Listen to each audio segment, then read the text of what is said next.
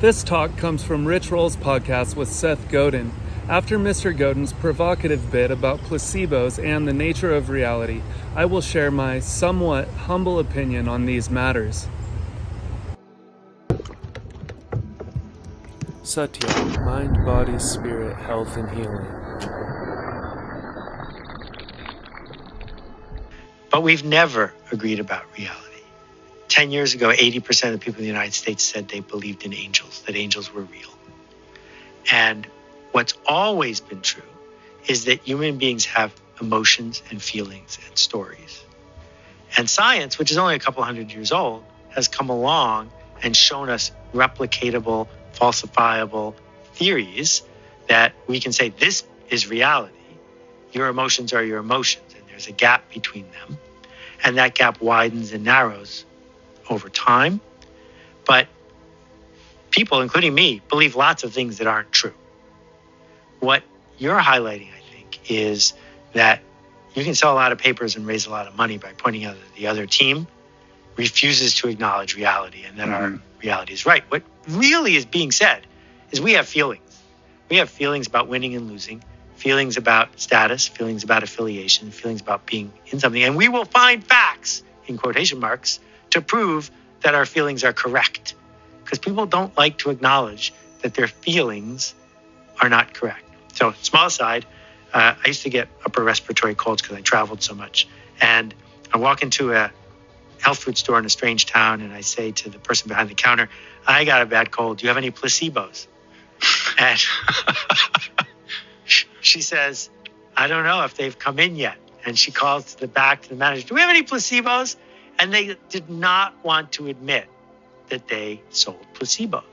That if you want to have a fight with an acupuncturist or a chiropractor, just point out that they have a very effective, low side effect placebo. Thank you for making that. They will insist that what they do is real and factually based. So our stories are our stories. We just have to make sure they don't hurt other people. Our stories are our stories, and we have to make sure they don't hurt other people. I'm not convinced that people care about whether their stories hurt other people or not. Not enough. Yeah. They don't care enough. That's our work.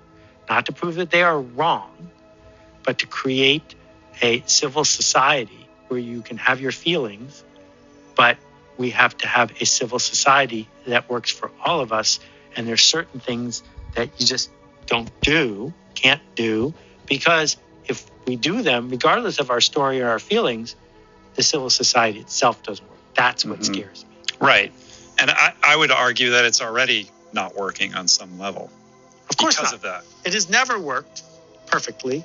But yes, in recent times, it's very troubling about things that will happen in our civil society that are based on the amplification of stories and division by people who make a profit doing it. Right. We need to see that. We need to name it. And I don't think it matters which side of any given story you're on. You should be able to say that sentence in a clear way and acknowledge that it's concrete. For starters, many of us are still quite sure of the existence of angels. I'm pretty sure that a few of mine are hovering around right now. I want to help you see something. There is nothing inherent in traveling itself that causes any sort of illness. Sure, it may be stressful and emotionally demanding, but traveling itself does not have this power. If you believe that it does, now we are talking about the nocebo effect. Now ask yourself this question.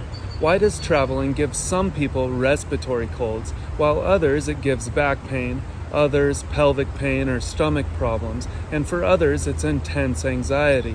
Next, I would like to point out that while chiropractors may be working entirely with the placebo effect, I would not be so quick to throw in acupuncture.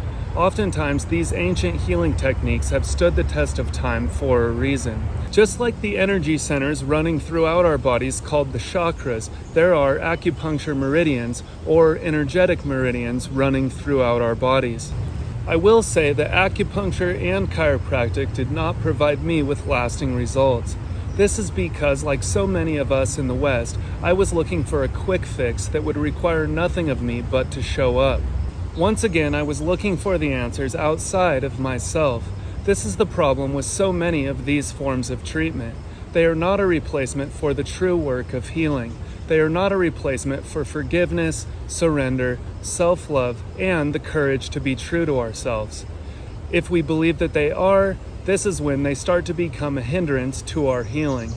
And lastly, I want to make it clear that modern science has not brought us any closer to understanding the nature of reality than the mystics did thousands of years ago. If anything, it has shown us how little we actually know about the true nature of reality. Our emotions are just as real as anything else, completely transitory. Whether or not we choose to act on them is another matter. And as far as the people attempting to create division and control the narrative, I completely agree with Mr. Godin.